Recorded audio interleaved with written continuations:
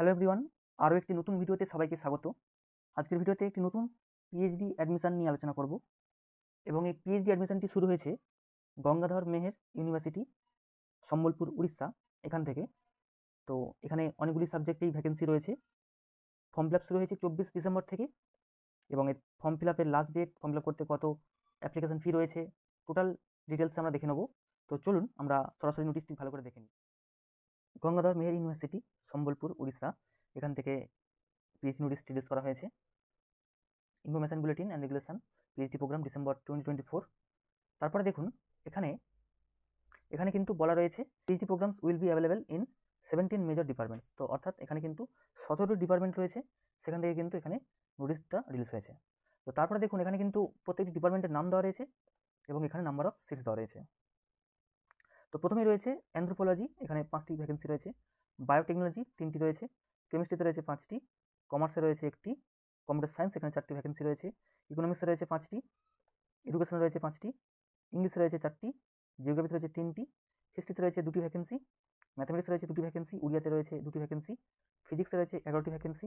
Political science রয়েছে 3টি vacancy. সাইকোলজিতে রয়েছে 2টি ভ্যাকেন্সি। সংস্কৃত রয়েছে 3টি ভ্যাকেন্সি। আর স্ট্যাটিস্টিক্স, এখানে রয়েছে 1টি ভ্যাকেন্সি। তো এই 17টি টোটাল সাবজেক্ট রয়েছে এবং এই ভ্যাকেন্সি রয়েছে, আপনারা দেখতে পেলেন। এবং তারপরে এখানে বলা রয়েছে এলিজিবিলিটি। তো আপনারা জানেন যে মাস্টার ডিগ্রিতে 55% থাকলেই কিন্তু আপনি এখানে অ্যাপ্লাই করতে পারবেন পিএইচডির জন্য। এবং এখানে কিন্তু রিজার্ভ ক্যাটাগরির ব্যাপারে কিছু বলা নেই, এখানে 55% মার্কস পেতে হবে।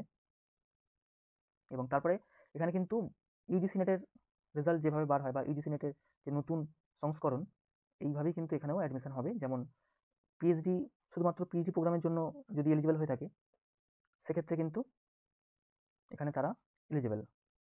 এবং পিএইচডি আর যদি নেট থেকে থাকে সেক্ষেত্রেও ক্যাটাগরি 2 এলিজিবল।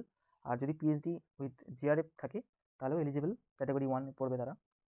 তো এখানে এটা দেওয়া হয়েছে qualified for JRF assistant professor, মানে এখানে 3টেই থাকছে, এখানে 3টেই থাকছে, তো ক্যাটাগরি 1 হচ্ছে। আর যখন একটা থাকছে না, মানে জিআরএফ থাকছে না, বাদ বাকি 2টো থাকছে, সেক্ষেত্রে ক্যাটাগরি 2 থাকছে। আর যখন জিআরএফও থাকছে না, আবার নেটও থাকছে না, শুধুমাত্র পিএইচডি থাকছে, তখন ক্যাটাগরি 3 হচ্ছে। তো এখানে বলা রয়েছে যে the JRF qualified students are admitted in the PhD programme based on an interview as per the university grants commission. এবং তারপরে এটাও বলা রয়েছে the result of NET will be declared in percentile along with the marks obtain by a candidate to utilise the marks for admission to PhD. তো এখানে নেটের যে result সেটাও কিন্তু, মানে এই পার্সেন্টাইলটাও কিন্তু এখানে ইউটিলাইজ করা হবে। তারপরে এখানে বলা রয়েছে যে for students who qualify in categories 2 and 3, 2 and 3 মানে যাদের জিআরএফ নেই। তো যাদের জিআরএফ নেই তাদের ক্ষেত্রে বলা রয়েছে তাদের জন্য কিন্তু এই যে টেস্ট স্কোরস, মানে তাদের যে নেটের যে স্কোর, সেই স্কোরের ওপর কিন্তু 70% ওয়েটেজ থাকবে। আর এই যে ইন্টারভিউয়ের ওপর থাকবে 30% ওয়েটেজ পিএইচডি অ্যাডমিশনের জন্য।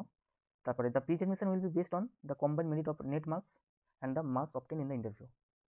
ইন্টারভিউর মার্কস এবং নেটের মার্কস দুটোই দেখা হবে, এটা কম্বাইন করেই কিন্তু হবে। কিন্তু এটা শুধুমাত্র কিন্তু 2 আর 3, মানে যাদের জিআরএফ নেই।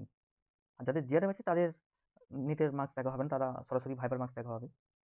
এবং এখানে এটা বলেছে ভালো করে, the marks obtain in the NET by the candidate in category 2 and 3 will be valid for a period of 1 year for admission to PhD.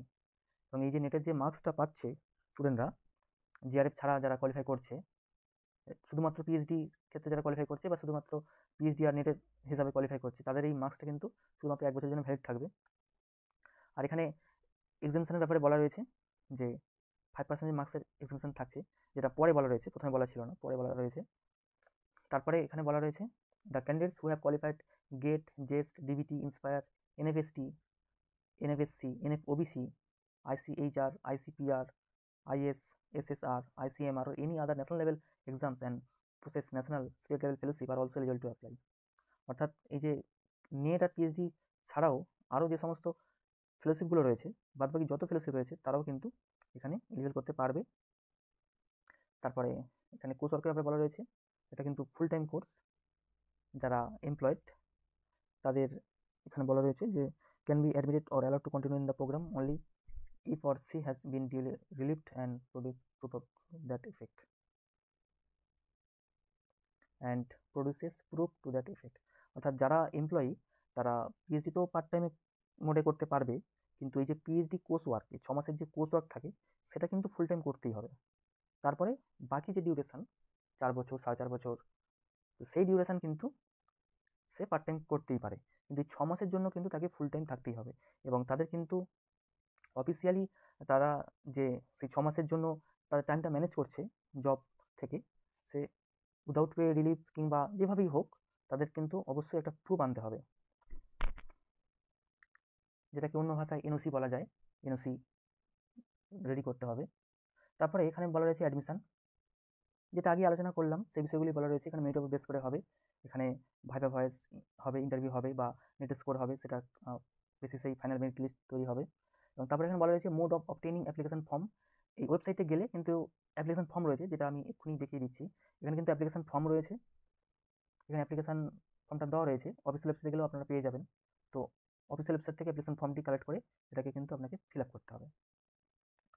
তো তারপরে দেখুন এখানে অ্যাপ্লিকেশন ফর্ম অফিসিয়াল ওয়েবসাইটে রয়েছে, এবং এই ফর্মের সাথে এই যে ফিল্ড ইন ফর্ম এটা সাবমিট করতে হবে, এবং সাবমিট করার যে অ্যাড্রেস এটা দেওয়া রয়েছে, এটা হয়তো কিছু একটা প্রিন্টিং মিস্টেক বা কিছু হবে, কন্ট্রোলার হবে হয়তো খুব সম্ভবত, বা কন্ট্রোলার নাও হতে পারে, controller of finance GM university Sambalpur and payable at Sambalpur. এখানে কিন্তু এটা এখানে এই যে অ্যাড্রেস রয়েছে, the controller of finance GM university Sambalpur, এই অ্যাড্রেসে কিন্তু পাঠাতে হবে। এবং এই যে ডিমান্ড ড্রাফট বা অরিজিনাল ব্যাঙ্ক ড্রাফটে কিন্তু এই 1,500 টাকার ব্যাঙ্ক ড্রাফট কিন্তু সেন্ড করতে হবে, এবং সেখানে কিন্তু পেয়েবল অ্যাট সম্বলপুর। তারপর লাস্ট ডেট অফ সাবমিশন, এখানে ফর্ম ফিল করার যে লাস্ট ডেট সেটা রয়েছে 15ই জানুয়ারি 2025 বিকেল 5টা। এবং এখানে বলা রয়েছে the university will not be responsible for any postal delays in the receipt of application form after the last date. তো এখানে বলা রয়েছে either by post or in person, এখানে বাই পার্সনও এখানে জমা করা যেতে পারে কিংবা বাই পোস্টেও জমা করা যেতে পারে। তারপরে এখানে কিন্তু অ্যাড্রেসটি দেওয়া রয়েছে, কোন অ্যাড্রেসে কিন্তু বাই পোস্ট এখানে পাঠাতে হবে। এখানে রিজার্ভেশনের ব্যাপারে দেওয়া রয়েছে। তারপরে documents two be submitted with the application form, application ফর্মের সাথে কোন কোন ডকুমেন্ট রয়েছে যেগুলো অ্যাটাচ করতে হবে, দিতে হবে, সেগুলো এখানে ভালো করে দেওয়া রয়েছে। সেটা আপনারা একটু ডিটেলসে পড়ে নেবেন, এখানে পরপর সব লিস্ট দেওয়া রয়েছে, পড়ে নেবেন। এই পিডিএফ কিন্তু অফিসিয়াল ওয়েবসাইটে পেয়ে যাবেন, কিংবা আমাদের টেলিগ্রাম চ্যানেলও পেয়ে যাবেন। এই পিডিএফ কিংবা অ্যাপ্লিকেশন ফর্ম সব টেলিগ্রাম চ্যানেলে পেয়ে যাবেন। টেলিগ্রাম চ্যানেলের লিঙ্ক এই ভিডিও ডিসক্রিপশন বক্সে দেওয়া রয়েছে। তারপরে অ্যাডমিশনের সময় কোন কোন ডকুমেন্ট দরকার সেটাও এখানে পরপর লিস্ট দেওয়া রয়েছে, সেটাও আপনারা ভালো করে দেখে নেবেন।